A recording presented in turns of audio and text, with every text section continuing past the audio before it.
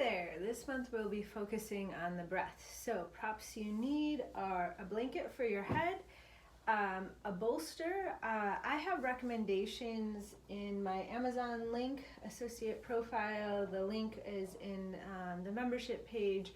If you're not local, if you're local and a patient that comes to my clinic, I sell these particular Hugger Mugger bolsters that I really recommend because they're firm and they'll last a lifetime. If you go for a cheaper bolster, it's better than nothing, but just know that some are pretty smushy, and that's why they're $26 versus $75 or $80. The other thing that you need or can complement this practice is essential oils.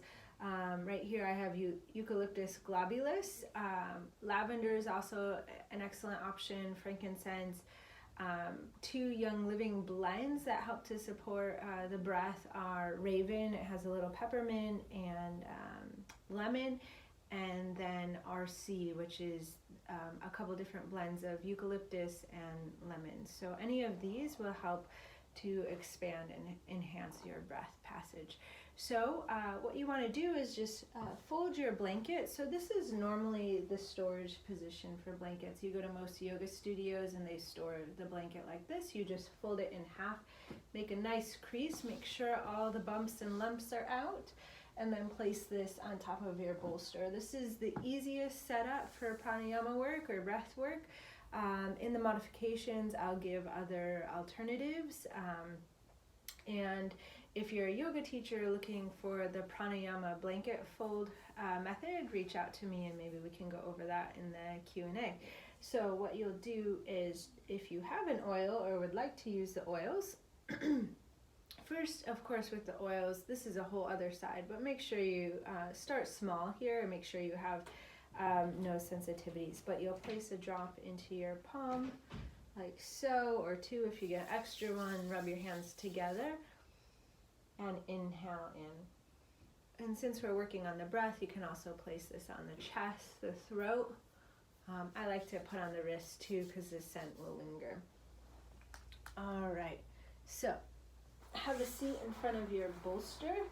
Now, there's different philosophies of whether your low back should touch the bolster or there's a gap. So this really depends upon your arch, your lumbar curve, and how you feel in the low back. I like just a little bit of space from the bolster, so I'm almost touching the bolster. How do you know? Well, try it out. Use your hands to lie back on the bolster so the spine has length. Again, back of the head on the blanket. Then press your feet into the ground, lift up the pelvis, and give it just a gentle scoop so you're lengthening through the low back. Now, if you feel good, then stay where you are. If you feel any discomfort, then try having the low back either closer to the bolster or further away. If you still have pain, then go to the modification videos where I'll give alternative suggestions. Then lie with the palms towards the ceiling, option to keep the knees bent, allow them to fall close together, or you can straighten the legs, that's your choice. So first we're just going to observe the breath. So just allow your eyelids to close, your senses to move from the external world to feeling your heartbeat, noticing the sensations of the skin on the bolster, the back of the hips on the ground.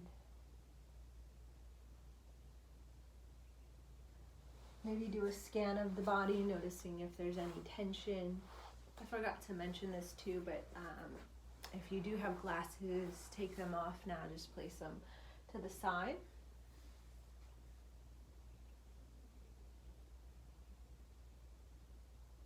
And just feel your natural rhythm. How the heartbeat syncs up with the breath. It might pick up a bit on the inhale, slow down a bit on the exhale.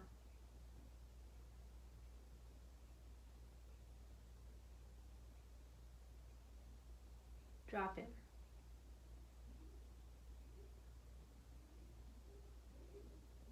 And if there's an area of your body talking to you, allow the breath to linger there, filling up. Exhale, letting go of anything not serving you. A couple more rounds here.